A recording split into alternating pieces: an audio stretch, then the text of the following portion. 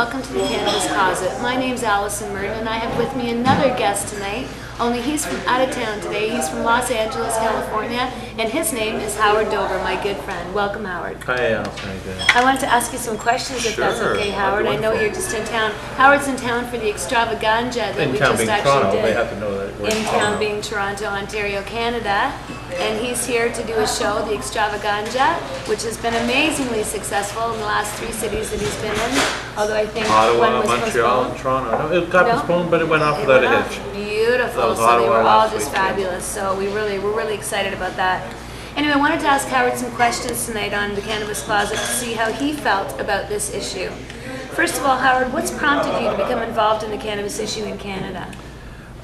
Growing up in Toronto, my cousin was diagnosed with AIDS about 20 years ago and never used weed, but it was suggested to him that it would probably be a good idea, and he started to, and today he's in as good as health as one can be, living with AIDS, and he was actually one of the first Canadians who was given the federal exemption. He was one of the first of 8 Canadians. Very cool. I'm so one of the first 20. That's very cool too. So that's very cool. That's very cool. Well, so yeah, so I learned how to really respect cannabis and what it can do medicinally, what it can do for people with AIDS, what it can do with people who have MS, what it can do for people, you know, with cancer. So I decided to become an activist and put my do something about it, actually get involved, and that's what I do with these comedy shows, my Extravaganjas. Good for you, good for you. Well, we need more of that, that's for sure. So have you been able to break through any barriers for those in need?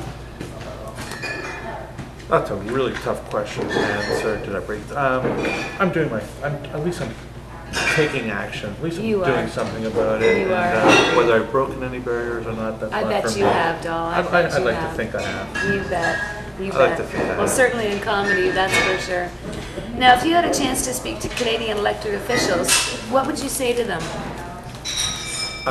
That they're doing a great job, keep up the good work, but there's still some more. You know, I'm really proud of us being here in Canada. You know, as you're well aware, there's what, 1,700 federal, almost 1,800. Almost 1,800 federal exemptees. That's amazing. Yeah.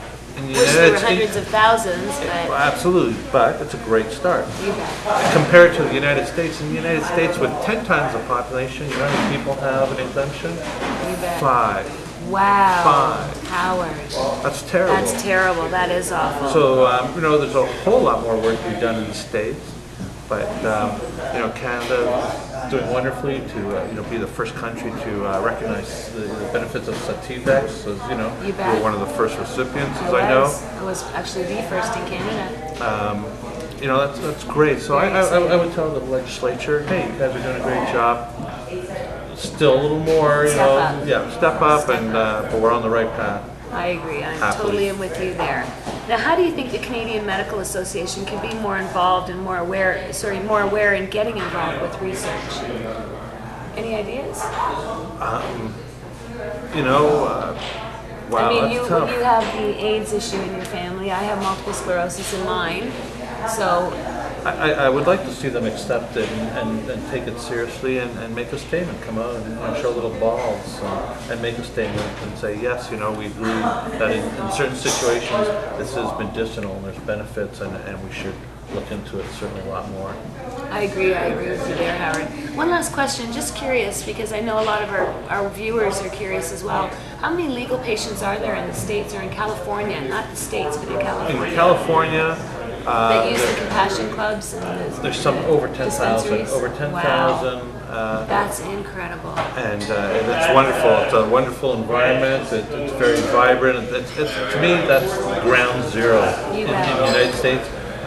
Southern California, the dispensaries, and they're being closed down and more are opening up, and it's a true battle. Horrible things going on down there right now. It really is. It's sad. It really is sad. It really sad.